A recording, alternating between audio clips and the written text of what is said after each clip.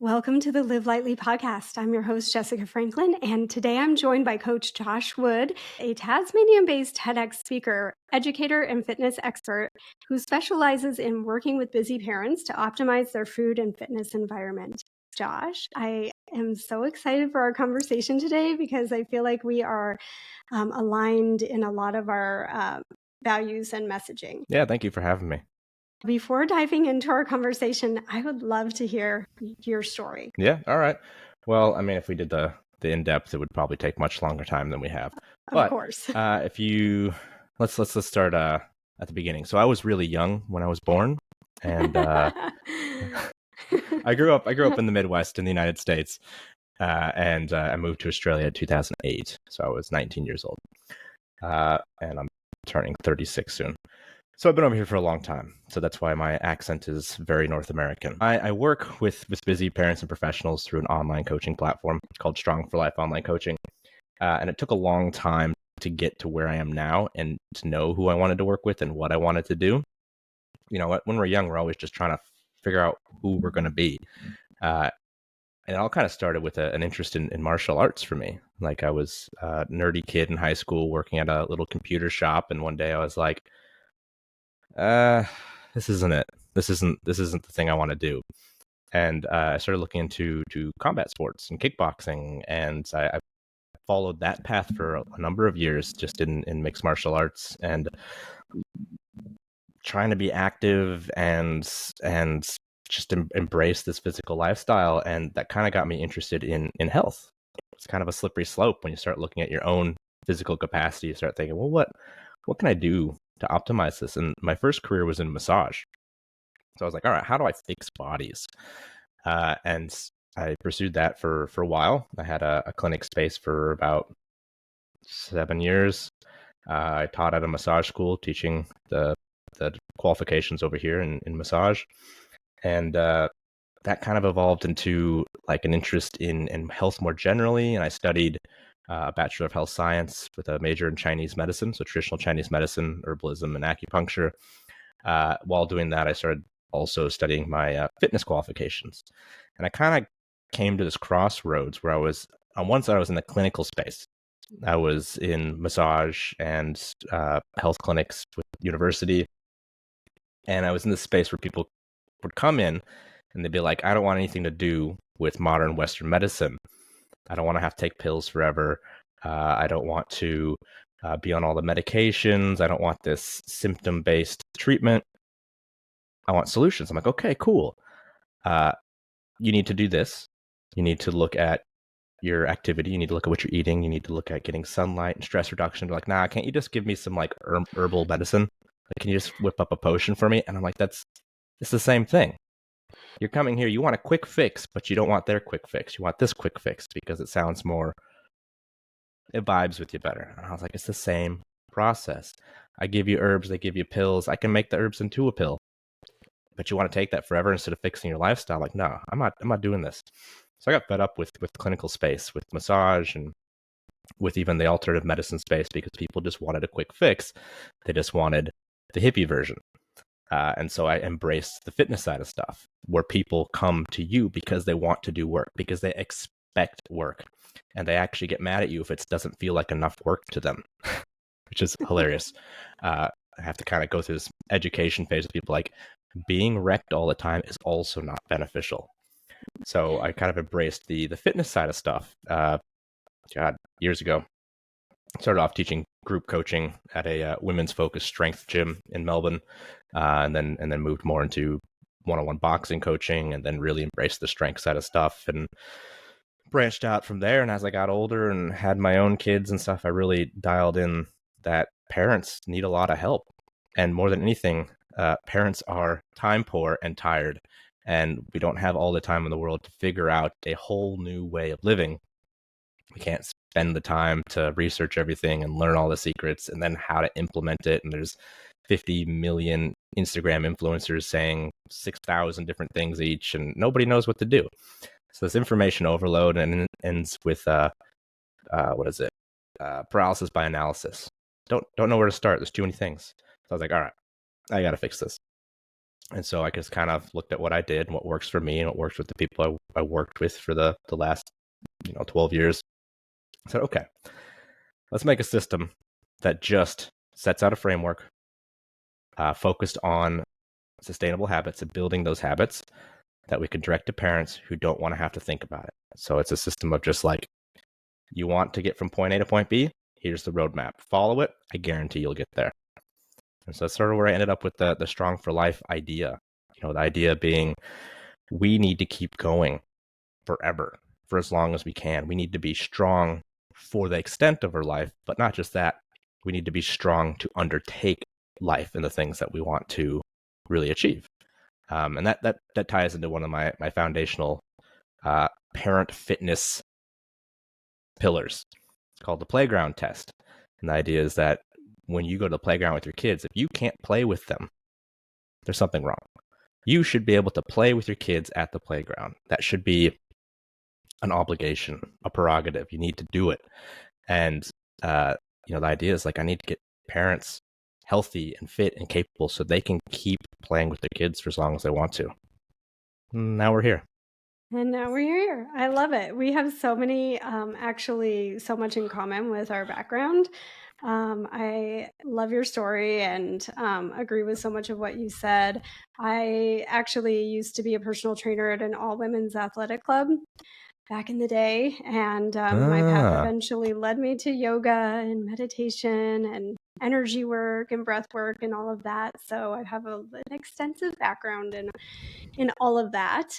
But I like how it evolved from, being, and mine too, mine evolved from being into fitness and being an athlete in high school, and just kind of evolves, and everybody has their own path to discovering exactly who they are and what they are here to do, their purpose in the world. And I want to talk a little bit more about your pillars and your philosophy. You say you have a framework. Could you go a little bit more into that? I think maybe eating like an adult would be part of that framework. I know that was your TEDx talk. So yeah, so I mean, my thing is very goal oriented. Like, I need to get to know someone and figure out what drives them to really figure out where we need to be. But it's all based around like, what does somebody want to achieve?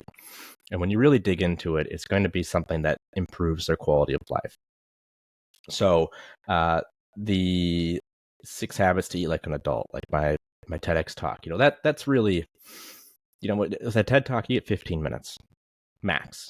Like, that's all you get. And so that was a challenge to try to encapsulate what I wanted to do with that, which was actually bring awareness and a system to how to be a good example around food for your kids. So I'm not dogmatic about nutrition. I'm not interested in what kind of diet with whatever name attached to it you want to be involved in, whether it's, paleo, vegan, carnivore, Atkins, whatever. If it's got a name, I'm not interested.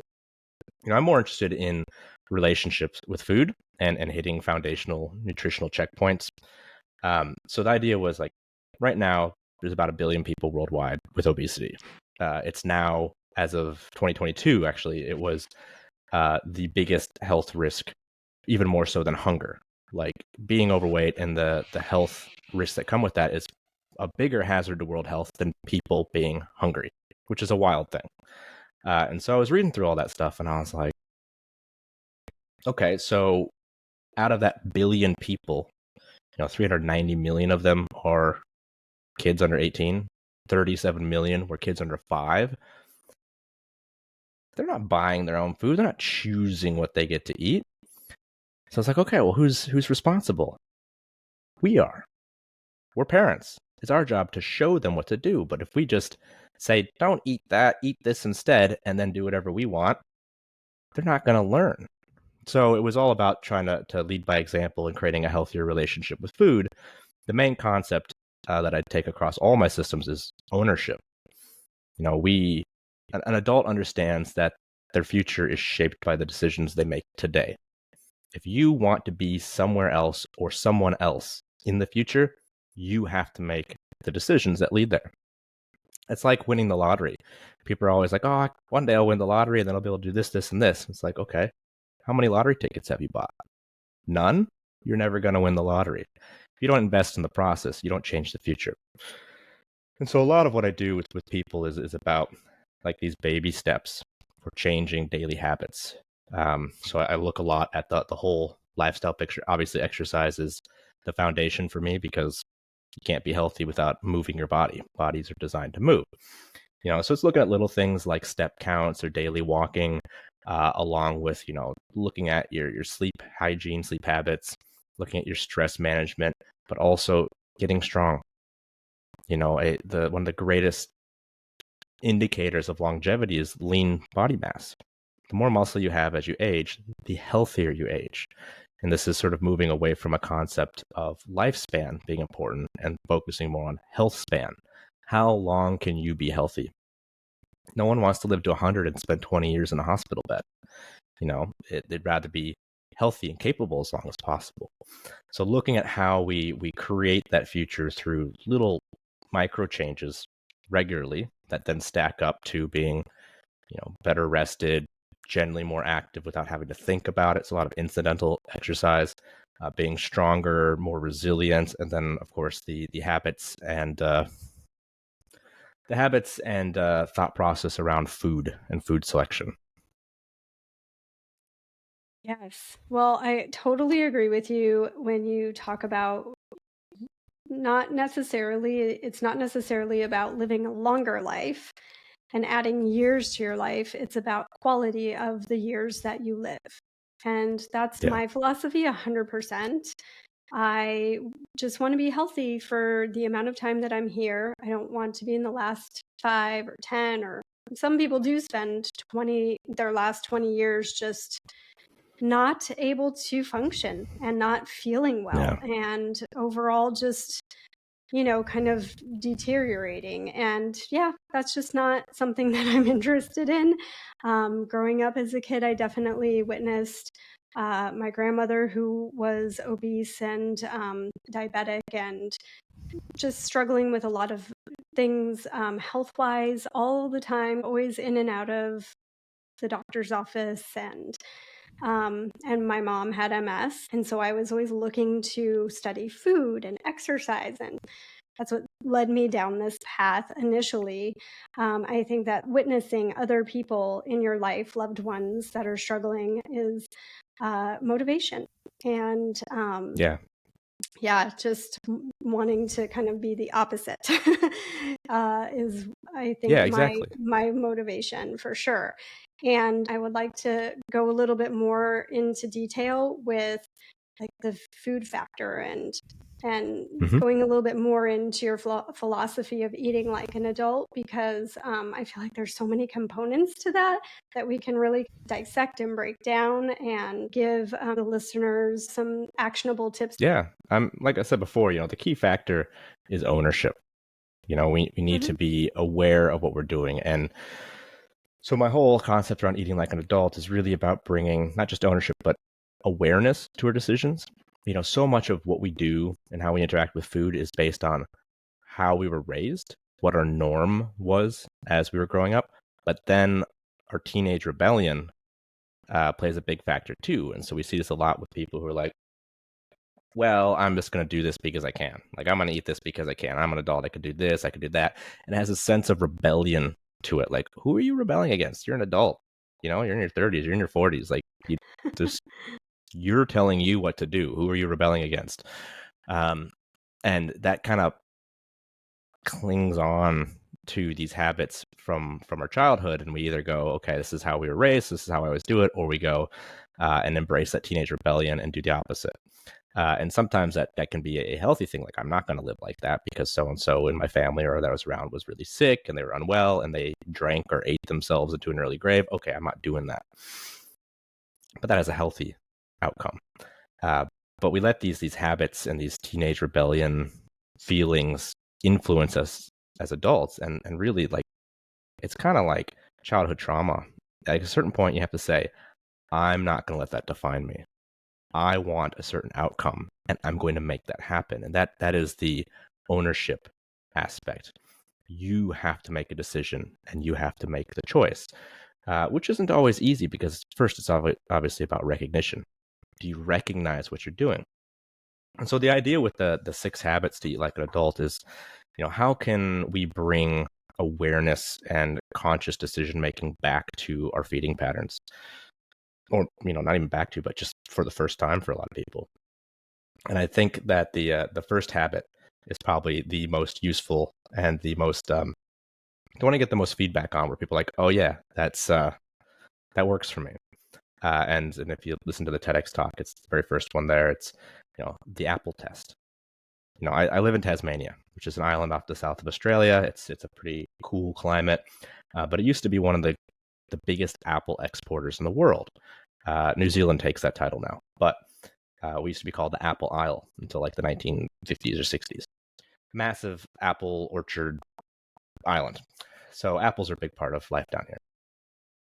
And the apple test is this idea that, if it's 10 in the morning or 3 in the afternoon or 8 o'clock at night and you're digging through your snack drawer or you're digging through your cupboards or your pantry and you're looking for that little bit of sugary whatever, as soon as we catch ourselves doing that, if you stop and ask yourself a question, if you ask yourself, if Coach Josh was to magically appear in your house and, obviously breaking and entering issues aside, hand you a beautiful ripe apple, would you eat it? Well, if you're hungry and you don't have issues with apples, then you'd eat the apple. But if you're like, nah, I don't want that. I just want the Snickers bar. I just want the Tim Tams. I just want that cookie. I want that glass of wine. Well, you're probably not even hungry. And so you're addressing something outside of hunger. You're dealing with a craving. You're trying to manage feelings. You're dealing with a lot of stress. Maybe you're thirsty, whatever it is, but it's not hunger. And it becomes habitual. But until we break that cycle of habitual eating and start going, am I hungry or something else going on, then we can't really stop the habit from happening. But it first takes recognition of it and then giving yourself an alternative. Because then if you go, hey, I don't want the apple, I just want junk, you have to justify it to yourself. You have to go, well, I know it's not good for me, but I really want it, which feeds into one of the other habits, which is treats are treats. If you're eating the same thing every night, calling it a treat, or the same time each week, it's not a treat. It's your diet. A treat is something that is earned. It's a special thing. It's a reward or a celebration, something enjoyable that is uncommon. It's not a treat if you do it every day. It's not a treat if you do it the same time each week. That's just how you eat. Treats are earned. You don't get a treat for existing. You can eat whatever you want. That's fine. If you're aware of that, that's fine. You can make those choices as an adult. But don't kid yourself and say you've earned it just because you did another 9 to 5. It's just how you're managing the stress and the emotions. And it's either sweet things or it's alcohol. It all fits in that basket. I totally agree. Having awareness around what you're doing is the first step to making changes in any habit, right? And you have to want to, right? You have to That's right. have the willingness to see what it is that's causing you discomfort in life, because possibly there's inflammation, and that could be tied to that glass of wine after dinner every night, or the candy bar that you're always reaching for. So yeah, I believe that just having that mindful awareness around what it is that you're doing is definitely a really great way to start being able to shift into something new. If you don't see it, then you can't change it. So that's really right. important. And so you work with parents mostly. It sounds like that is something that has been brought on by your own journey as a father and trying to stay fit and figure out where to fit in all of the exercise. And can you talk a little bit about some of the philosophy behind keeping people fit while at the same time managing their busy parent lifestyle? Yeah, I mean, there's two big aspects to that. The first one is removing like decision making and thinking around stuff. So it's a lot easier when I can just go, hey, you need to do this, and they go, yep, no worries. Okay, problem solved. You don't have to think about it. You don't have to do anything to make it happen. You just follow the instructions. And because I do everything through an app, so I communicate with my clients through an app, and we set everything up in a schedule. It's a calendar based system, and they have little boxes to tick. And so every time they tick off, like, yep, recorded my food, or yep, I've done my steps, or yep, I've done my home workout for the day. They take the little box, they get a little dopamine boost. Everyone feels great, and then you get to see that progress over time. So systematizing things, and harnessing that innate monkey brain desire to tick off boxes makes it easier and more fun for people. And then being able to track and see everything over time because it's all in one place. Like, those systems really help. But I think the thing that works the best is the idea of just doing less. Like I said before, people are always in this sort of overwhelm of there's too many things going on, too many things that they think they need to do, and so they don't do anything. Paralysis by analysis. I'm not sure what to do. I need to do a million and one things, so nothing gets done. Mm-hmm. And that's not helpful for anybody. And so what I always say is, think of the smallest possible thing, the tiny noticeable thing that you can do today that will set you on a path towards a better future. And I refer to this as TNT, tiny noticeable thing, TNT.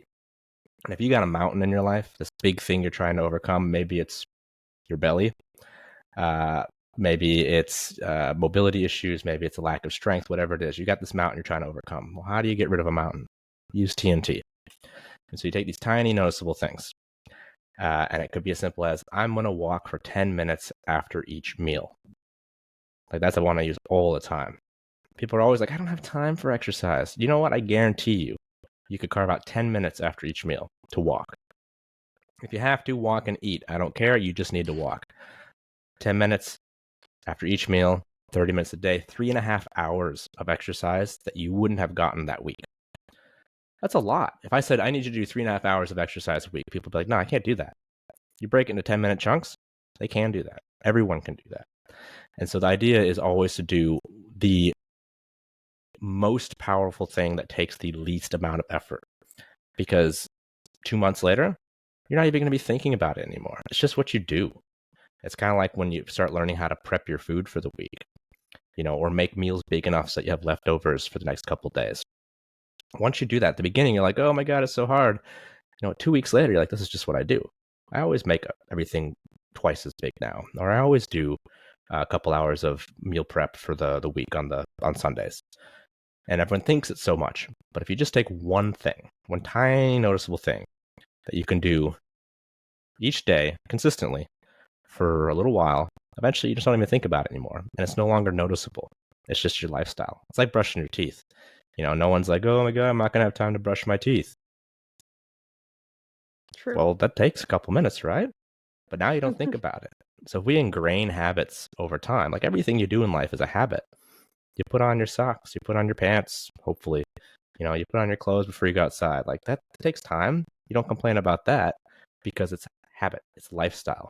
So when you start small and stack these things up over time, you all of a sudden have a whole new lifestyle that you don't have to think about. But it's really, really hard, verging on impossible. Do the least you have to. Start there. I like that. And it's so true.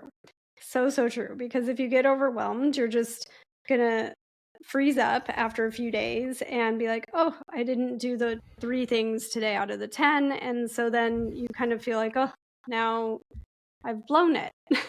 And it's hard to What's the start point? again. I just won't do any of them now. Yeah, it's really hard to start again. I used to have this really, really long meditation practice. And then I'd miss a day, and then I'd miss another day, and then I'd be like, oh, I just missed 3 days in a row or a week. And, Yeah. There it goes. And so, now I'm just like, oh, I did 3 minutes. Yay. I meditated for 3 minutes, but I'm doing it every day. So it's much more effective that way. And that adds up. It does. And it does make a difference. And just kind of like the sustainable tips that I teach people in their daily life, right? Like if I gave you my guide and said, do this all today, It would feel really overwhelming, and it would not be something that I think would be enjoyable. And so instead, the guide is there for like the next thing that you buy for yourself or your household. And, you make that one new choice, right? You make the swap. Yeah. And then it just Yeah. becomes like, I just oh, thinking about your guide. yeah, I was reading through the guide, and I was like, a lot of these things aren't actually available here in Australia. A lot of the brands and things like that. And so true. I was like, cool. I know some of these. I don't know some of these, but I was like, hey, there's a win. I got my clean canteen. There's your win. You've Yeah, got there's my one. win. I've had this one for like 7 years. It looks like Basically you've loved it. indestructible, been all over the place, but Yep. I've been using it for a long time. Yeah, and that's one swap that's like one thing, but after 7 years, think about how many plastic water bottles, God, single it might use. even be longer. It might be like 8 years now or something. I've had it for so long. Yeah, you just kind of lose track, but like that's the new thing. Like you have that, and so you use that now. You didn't have to think about it every time after you bought it. Like it just was like, oh, that's where I put my water now, and I bring it with me Yep. instead of just relying on buying plastic water bottles while you're out or whatever, or just not having it on hand, which isn't great for your health. You Yeah. want to stay hydrated. So yeah, it's just like those things that you can do the one thing, and then it becomes like, oh, this is just the thing that I'm doing now, and this is just the cleaner I'm using, and this is just the new lotion and shampoo I'm using. So it becomes like super easy. And there's another thing that I wanted to speak to, which is all of the fads and having, just so much out there. It's kind of the same with why I wrote the guide, right? It's kind of the same with sustainability and trying to live without plastic and toxins and all of those things. It can be super overwhelming, and because there's so much out there. So to have to like sift through all of the greenwashing and all of the 500 product choices that you could have for just something simple like a water bottle, believe it or not, there's only a few out there that I would actually buy that I would consider to be like a truly sustainable choice and healthy. Like the stainless steel is definitely not going to have lead in it or other chemicals that are, undesirable, right? So there's a lot there with the whole like, trends and overwhelm. And it sounds like you do something to help kind of cut through all of that as well. I mean, you've talked a little bit about that, but if you could just kind of like hone in on that, that'd be great. Yeah, I mean, there's so many fads, so many trends, especially around like nutrition and stuff and exercise. I just try to keep things simple. I try to remove like again, it's like about doing less. If someone's like, "Hey, this is the newest thing and it's going to revolutionize your life," the first thing I'm going to say is no. It can't be. It can't be because you haven't had enough time to see if it does anything. The most basic things we've been doing since the dawn of time. You eat and drink from natural containers. You eat food that grows out of the ground or eats the things that grow out of the ground. Like it's simple stuff. Exercise is simple too. You don't need to do some weird newfangled thing on a Bosu ball with a bunch of weird equipment. You just got to move like we're supposed to. You pick stuff up, you put stuff down, you push stuff, you pull stuff, you walk, you run, you crawl around. Like that's basic human stuff, and it applies to all domains. And not to get a soundbite taken out and people say, it's the naturalistic fallacy or whatever. It's like things in nature can hurt us, but if we look at the timeline of how long we've been doing things in a certain way, we can usually assume that this is effective, if not optimal. And when it comes to diet and exercise, it's like we look at humans.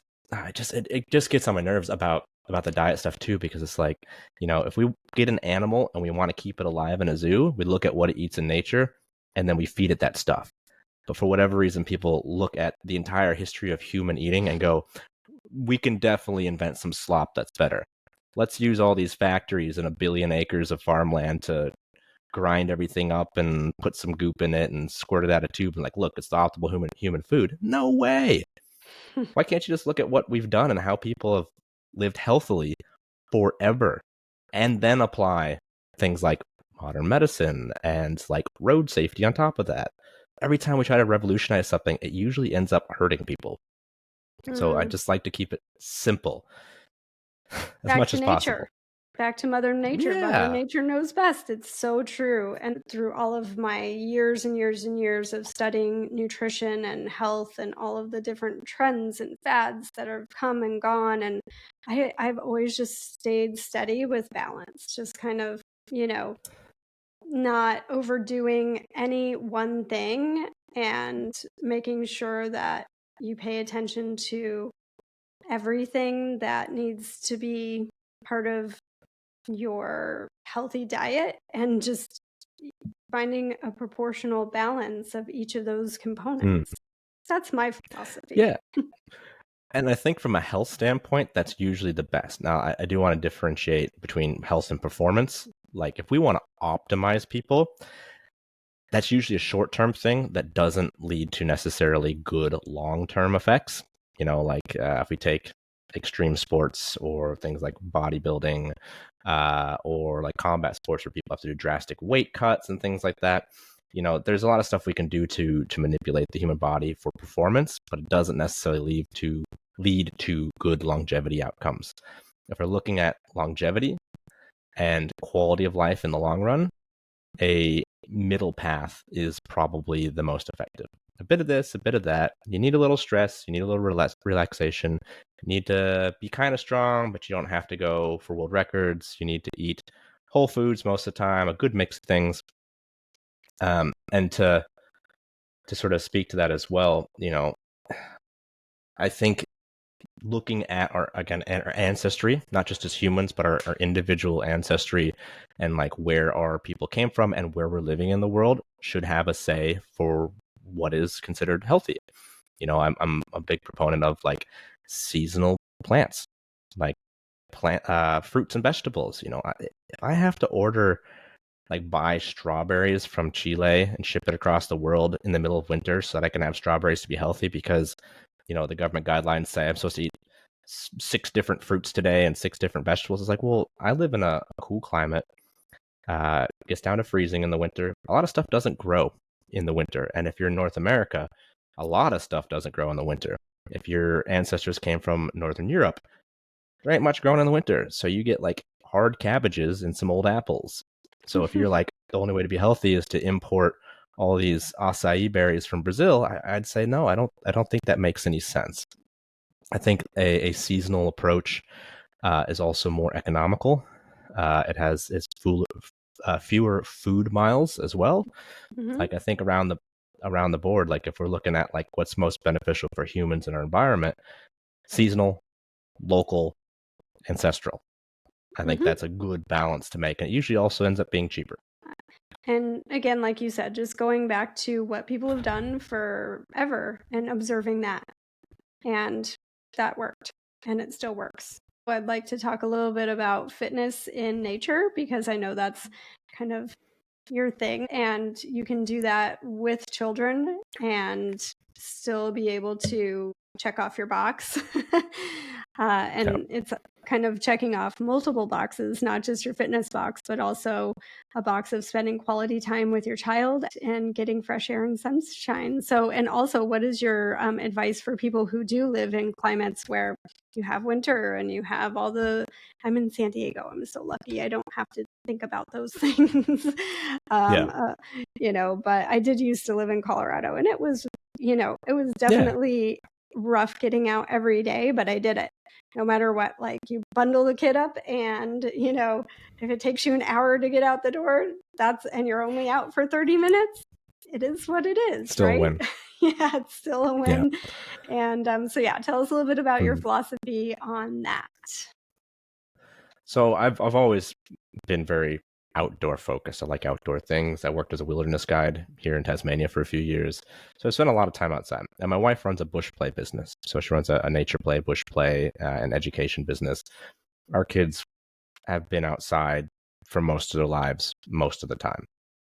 It gets cold here in the winter, but it's not too bad. The spring is actually the worst because it's really wet and really windy. Really windy. So that's the time of the year where we're less likely to be outside much.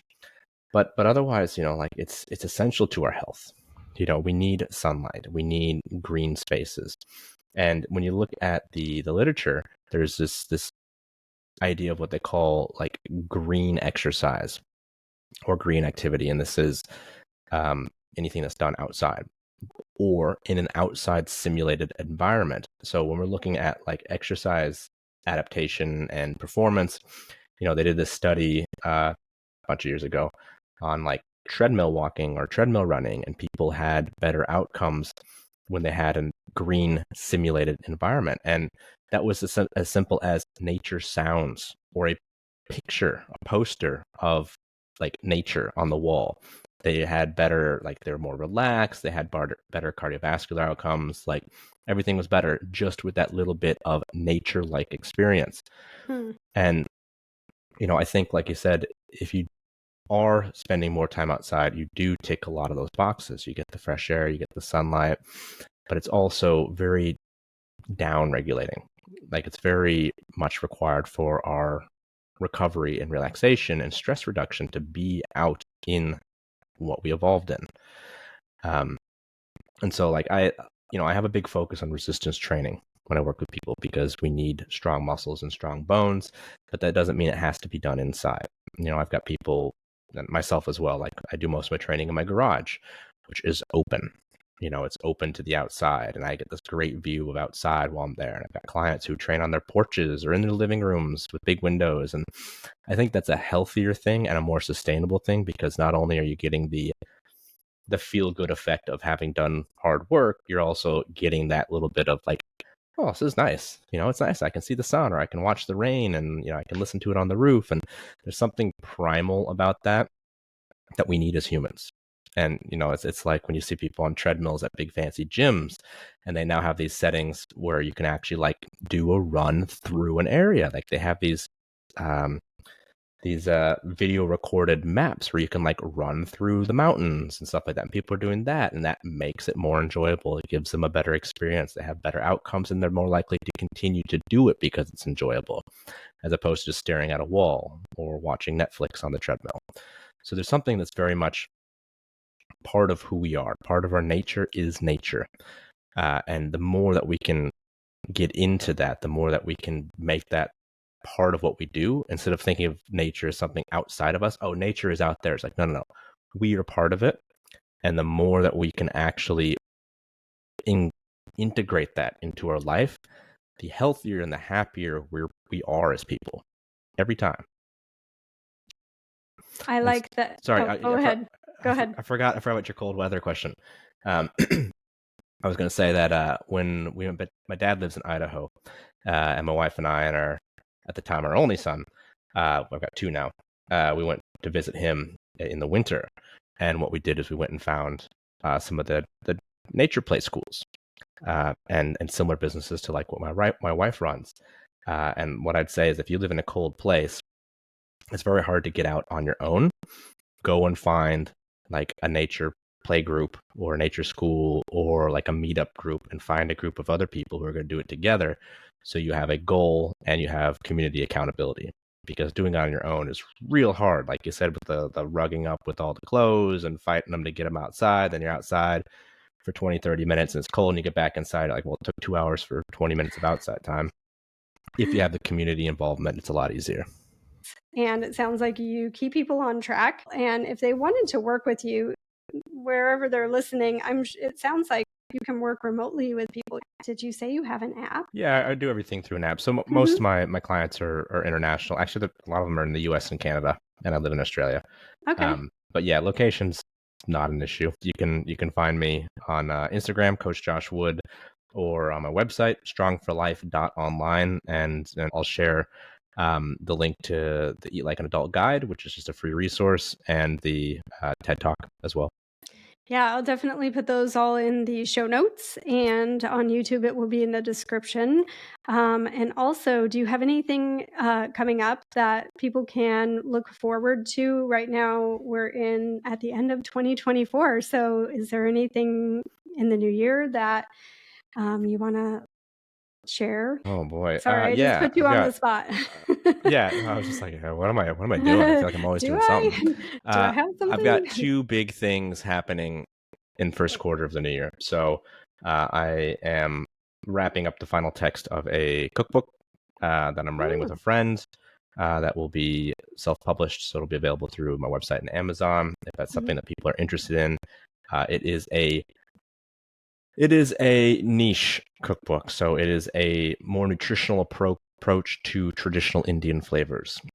So if you like a bit of spice in your food, come find me, and I can put you on the waiting list on that. Other thing is, we just solidified a very niche sporting event. So for the last few years, I've run a grip strength contest here in Hobart, and I've just organized with another organizer our next year's event in February, which is a grip strength competition that will be internationally sanctioned. So you can actually set world records and be on an international record board, and then that will be a qualifier for the nationals. So super niche. Like it's grip strength is a very small sport, but it's a lot of fun. So you have to pick up weird things with your hands, and it's just it's one of those very humbling things when you realize how weak your hands are compared to the rest of your body. But that's coming up in February. Cookbook should be hopefully January, February as well, if I can get everything designed. Okay. Yeah, things take time when you're doing them all on your own, in addition to everything else. Yeah. But that sounds interesting. I like Indian food. I didn't used to like it at all. And then I finally decided to go ahead and just dive in and try some dishes. It just never smelled great, very off-putting, all the curries. And now I love it, but I had to get past the smell. And I think my son is kind of the same way. I've tried one dish and he'll eat it, but not really happily eating it. This cookbook might be a good option for your family. I agree, because I would like to learn a little bit more about how to put together those flavor profiles and use those spices. It's just not something that I grew up with, but I'm super interested in learning, so I'm excited about that. All right. Well, thank you again, Josh, for joining me today for this conversation. And I hope that some parents out there are listening and can walk away with something to start doing in their own lives. Small, what do you call it? TNT. Tiny little, tiny noticeable things. Tiny noticeable things. Yes. TNT. So, thanks for having me.